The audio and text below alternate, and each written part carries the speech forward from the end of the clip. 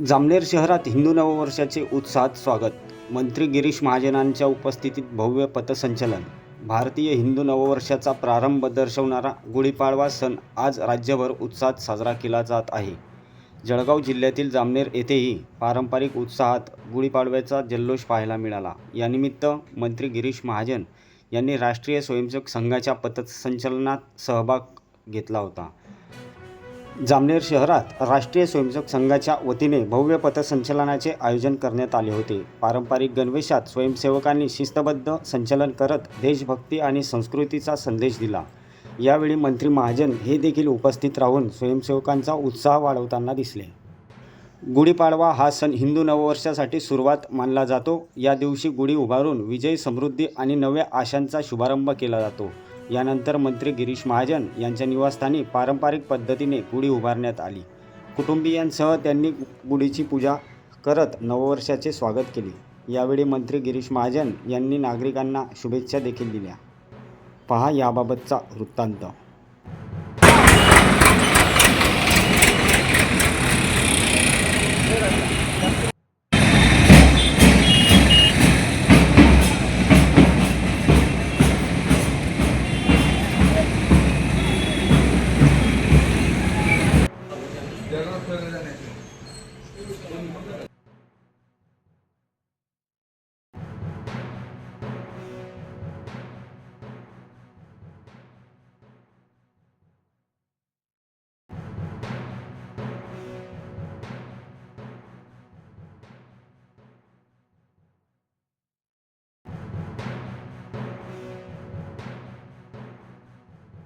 नूतन वर्ष आहे, काय शुभेच्छा असतील? आज नूतन वर्ष हिंदू धर्मामध्ये अतिशय सर्वात महत्त्वाचा असा सण म्हणजे 3.5 मुहूर्तापैकी एक मुहूर्त असलेला गुढीपाडवा आज आपण सगळे साजरा करत आहोत.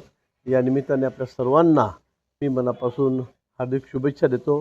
तर म्हणजे आपल्या नवीन वर्षाची सुरुवात होत आहे. हिंदू प्रतिपदेप्रमाणे नवीन वर्षाची सुरुवात आज या ठिकाणी होत आहे आणि म्हणून येणारं सर्व नवीन वर्ष आपल्या सर्वांना सुखासमानानं जावं.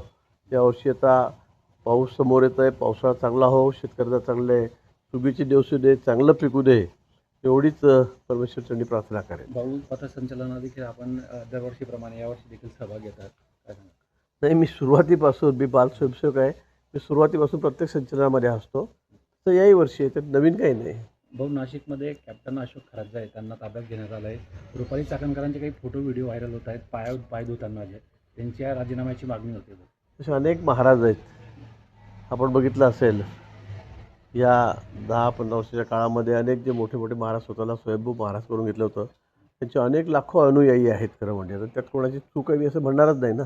एकदा आपला समाज कसा आहे, सगळा भावूक आहे. त्यामुळे महाराज म्हटलं की आपली आपोआप पाय त्यांच्याकडे वळतात आणि म्हणून त्यावेळेला ते झालं असेल. पण नंतर त्यांचे कारनामे जर समोर आले तर त्यांना काय सगळे भक्तगण जबाबदार आहेत तर त्यांचे फॉलोअर जबाबदार असं होत नाही. पण अशोक खरात हा एक ढोंगी साधू आहे, ढोंगी महाराज आहे. त्याचा समोर आलेला आहे. गेल्या काही दिवसापासून त्याची चर्चाही सुरू होती, पण आता ते पुढे आलेलं आहे, समोर आलेलं आहे. मला वाटतं त्यांना कडक शिक्षा झाली पाहिजे.